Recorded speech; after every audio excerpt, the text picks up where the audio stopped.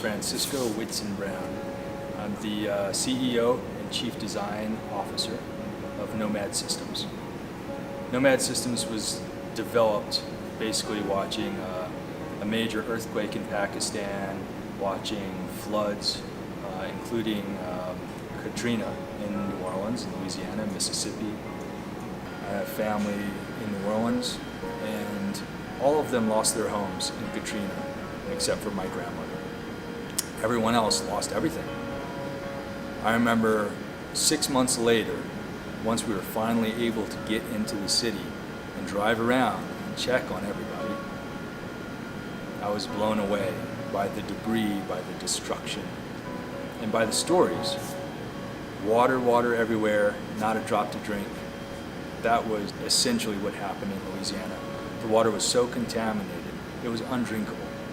It destroyed everything and left people with nothing to drink. That is something that is easily preventable. And there was debris everywhere. All of it. Oak trees, houses, 2x4s, everything you could imagine was just piled up in mountains of debris, just waiting to get hauled out either to the Gulf of Mexico or to some landfill somewhere. That is all BTUs. BTU content just waiting to be turned into something useful. The concept is you can take this debris, virtually anything that you can burn, and you can put it in this machine, and it slowly burns whatever that debris is in order to produce electricity. That electricity is run to something called an atmospheric water generator, which extracts humidity from the atmosphere. So you can produce your own power and water on the spot.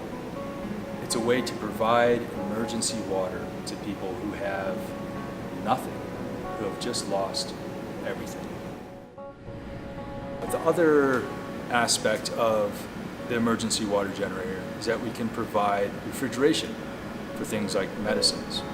That unit can be carrying medicine, and it can keep it cold without being tied into the grid or relying on supplies of diesel or gasoline. We're currently trying to get the funding to build the prototype. The design itself has won an award from the National Science Foundation. They've acknowledged its unique design and function. Sandia Labs is basically, they lent us one of their physicists. He crunched a whole bunch of numbers that I couldn't do, just verifying the idea, the basic concepts. Realistically, we can do the prototype for about $50,000, which may sound like a lot of money, but it's not. One of the advantages of this design is that we're utilizing off-the-shelf products. We aren't reinventing anything.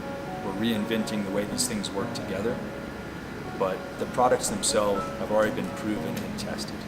It's real easy for us right now to just pull them off the shelf and put them together and create our unit. The goal of the emergency water generator is to be able to produce a couple of thousand gallons a day. Anything that'll burn can be utilized to turn this into essentially a microgrid. Ideally, these units are already in place in areas that we know are going to continue to get hit by hurricanes or tornadoes or even earthquakes, other natural disasters that are somewhat predictable. We think we can design a product that can save thousands of lives. And if we have multiple of these units in a disaster area, all the better.